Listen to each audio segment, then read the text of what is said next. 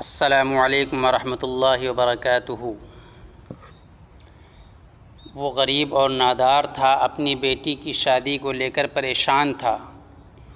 اس کو یہ سوچ کر نیند نہیں آ رہی تھی کہ باراتیوں اور مہمانوں کی ضیافت کیسے ہوگی، کہاں سے ہوگی اور کہاں پر ہوگی۔ اسی الجھن میں اپنے کچھ بے تکلف دوستوں سے مشورہ کیا۔ انہوں نے مذاق میں کہہ دیا کہ نواب صاحب کی کوٹھی بالکل نہیں تیار ہوئی ہے، صفائی کا کام باقی ہے، نواب صاحب سے بات کرو۔ وہ سیدھا سادہ انسان تھا۔ نواب صاحب کے پاس پہنچ گیا، اپنی پریشانی بتائی۔ نواب صاحب نے اس غریب کی پوری بات سنی اور کہا کہ میں اس شرط کے ساتھ تمہیں اپنی کوٹھی میں شادی کی اجازت دوں گا کہ صبح سے شام تک تمام مہمانوں اور باراتیوں کا کھانا خرچہ میری طرف سے ہوگا۔ یہ غریب انسان مشکل کی اس گھڑی میں نواب صاحب کی اس دریا دلی سے کس قدر خوش ہوا ہوگا، اندازہ کیا جا سکتا ہے۔ شادی ہو گئی۔ نواب صاحب نے بچی کا تمام خرچہ برداشت کیا، خود مہمانوں سے ملاقات کی۔ شادی کے بعد غریب شخص نہایت ہی احسان مندی کے عالم میں جب کوٹھی کی چابی دینے پہنچا تو نواب صاحب نے پوچھا کہ یہ کیا ہے؟ غریب نے جواب دیا کہ آپ کی کوٹھی کی چابی ہے۔ نواب صاحب نے کہا کہ میں کوئی چیز دے کر واپس نہیں لیا کرتا، یہ کوٹھی بھی تمہاری ہے۔ یہ کوئی افسانہ اور من گھڑت کہانی نہیں، بلکہ پاکستان کے سابق وزیر اعظم نواب زادہ لیاقت علی خان کے جد محترم نواب مظفر خاں کا واقعہ ہے۔ یو پی کا شہر مظفر نگر انہی کے نام پر آباد ہے۔ خاندانی لوگوں کی شناخت اور پہچان یہی ہوتی ہے، وہ دکھاوا، سستی شہرت اور بناوٹ کے چکر میں نہیں پڑتے۔ خاندانی شرافت ان کے کردار سے محسوس ہو جاتی ہے۔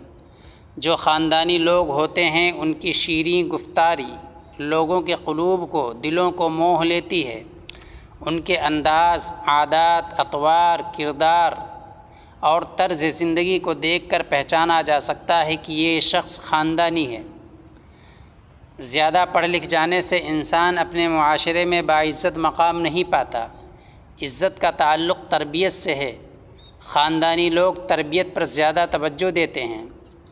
ان کے یہاں تعلیم اتنی اہم نہیں ہوتی جتنی خاندانی روایت اور تربیت اہم ہوتی ہیں۔ ایک بڑی مشہور کہاوت ہے، انسان پرکھنے کی ایک یہ بھی نشانی ہے، انسان کو پرکھنے کی ایک یہ بھی نشانی ہے، گفتگو بتا دیتی ہے کہ کون خاندانی ہے۔ یہ سچ ہے، جو لوگ خاندانی ہوتے ہیں ان کی صحبت میں چند منٹ بیٹھ کر ہی پتہ چل جاتا ہے کہ اس کے بڑوں نے اس کی تربیت پر خاصی محنت کی ہے۔ آپ اپنے آس پاس میں بہت سی ڈگری یافتہ لوگوں کو اخلاق باختہ حالت میں دیکھتے ہیں تو آپ سوچنے پر مجبور ہو جاتے ہیں کہ اتنا پڑھ لکھ کر بھی یہ اس حالت میں ہے۔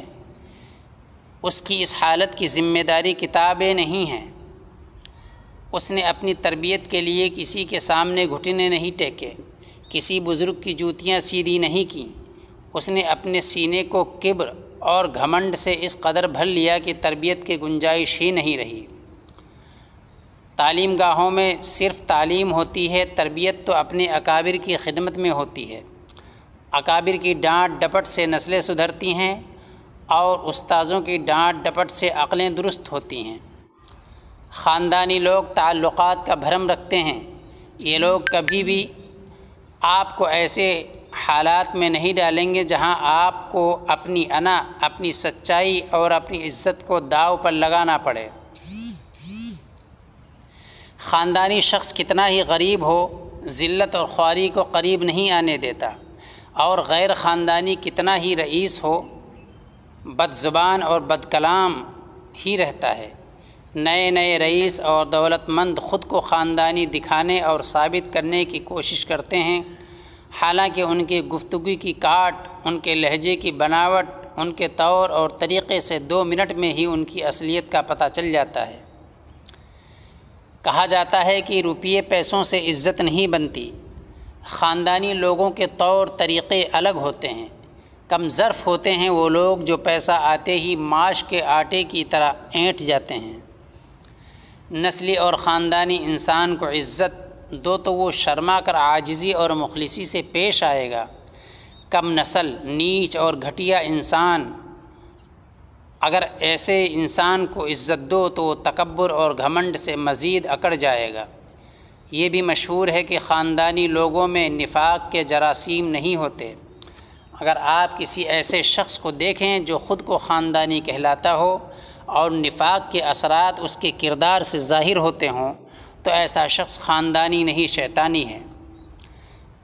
جو خاندانی رئیس ہیں وہ مزاج رکھتے ہیں نرم اپنا، جو خاندانی رئیس ہیں وہ مزاج رکھتے ہیں نرم اپنا، تمہارا لہجہ بتا رہا ہے تمہاری دولت نئی نئی ہے۔ کسی نے کیا ہی خوب جملہ کہا ہے، خاندان سے میرے حالات نہیں ملتے، خون ملتا ہے مگر خیالات نہیں ملتے۔ چنانچہ اگر کوئی خود کو خاندانی ظاہر کرے اور پھر بھی جھوٹ، بخل، کنجوسی، حرام کاری، احسان فراموشی، گندگی، ناانصافی، بے غیرتی، عیاری اور مکاری کی صفات رکھتا ہو تو یہ خاندانی نہیں ہو سکتا۔ مغلوں نے اپنے کے علاوہ کسی کو بھی مناسب منصب نہیں دیے، نتیجہ یہ ہوا کہ ان کے اپنے عیش و عشرت میں ڈوبے رہے اور باکمال لوگوں کے کمالات کو گھن لگتا رہا۔ اسی لیے ستم رسیدوں کے نظریے بدل گئے، ان کی مروتیں دم توڑ گئیں، ان کی فوجوں کے قابل ترین، قدیم ترین اور ماہر ترین افراد نے مشورے دینے بند کر دیے۔ ملک میں جو بھی دشمن داخل ہوا داخل ہونے دیا گیا، جس نے بھی جو کچھ کیا کرنے دیا گیا، اور اس طرح پیروں کے نیچے سے ریت کھسکتی رہی، برف پگھلتی رہی، ذہن بدلتے رہے، یہاں تک کہ ایسٹ انڈیا کمپنی نے اپنے بال اور پر نکالے، تاج و تخت پانے کی حکمت عملی مرتب کی۔ انگریز کو پتہ ہے کہ کسی بھی تخت کو پانے کے لیے تاخت اور تاراج ضروری ہے، تاخت و تاراج کے لیے منصوبہ بندی ضروری ہے، منصوبہ بندی کے لیے ضمیر فروشی ضروری ہے، ضمیر فروشی کے لیے ڈالر اور پاؤنڈ ضروری ہیں۔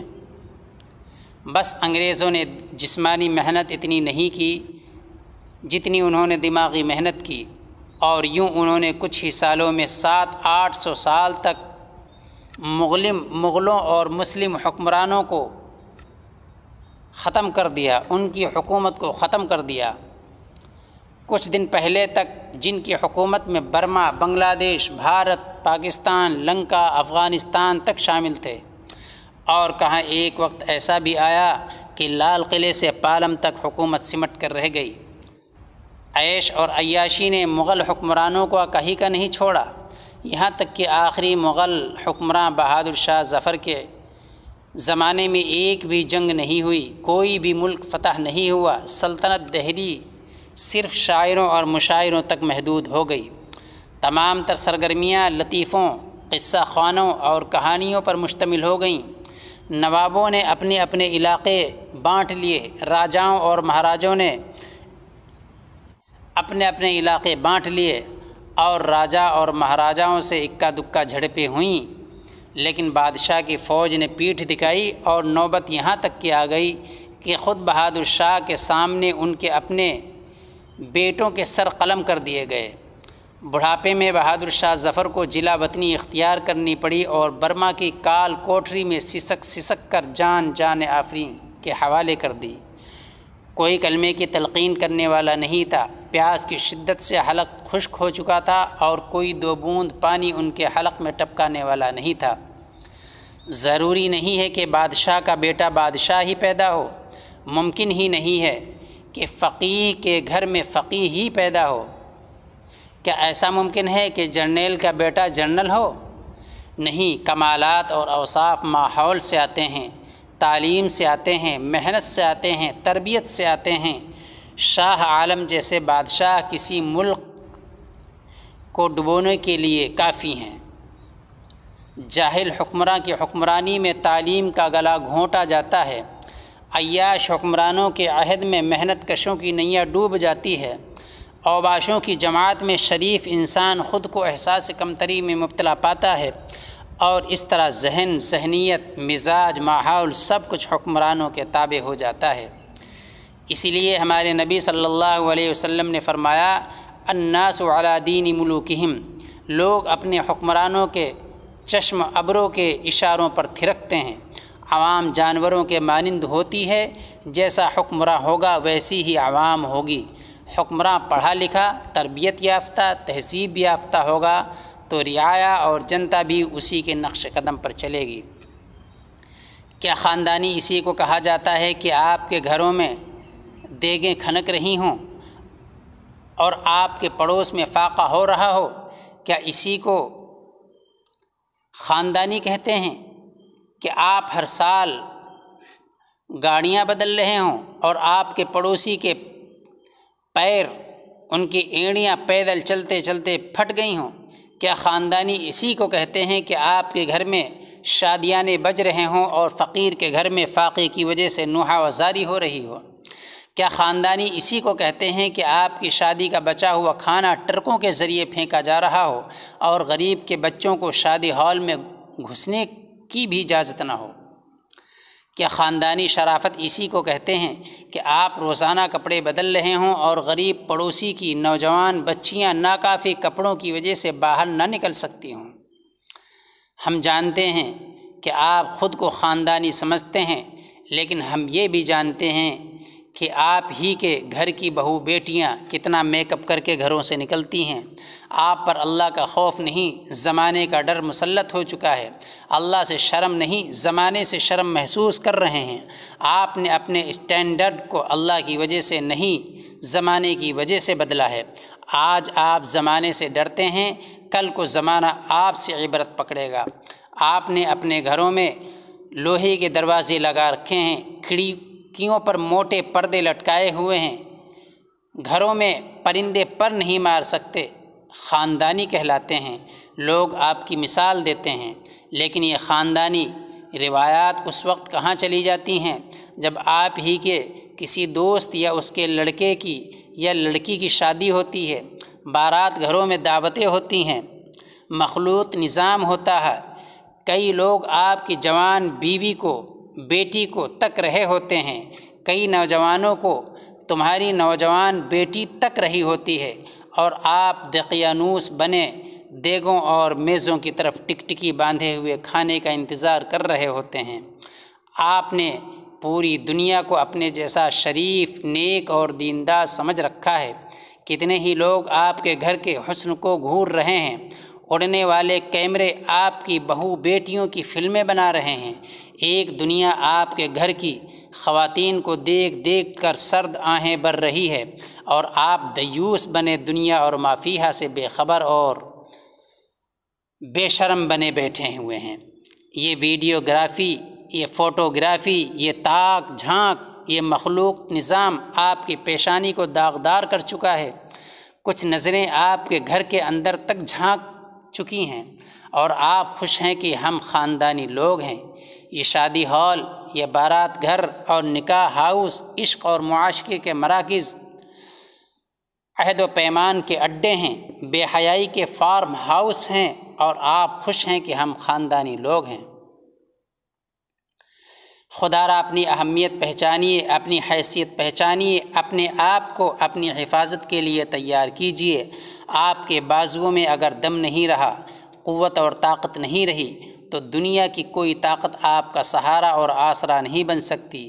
دوسروں پر بھروسہ چھوڑ دیں، اللہ اور اس کے رسول کے احکامات اور ارشادات پر غور و فکر کریں، ورنہ پھر کسی بہادر شاہ کے سامنے پھر کوئی کمینہ میجر ہڈسن کھڑا ہوگا اور ہمارے دین، ہماری تہذیب، ہماری شریعت، ہماری کتاب اور ہمارے نبی کی کھلم کھلا توہین کرے گا۔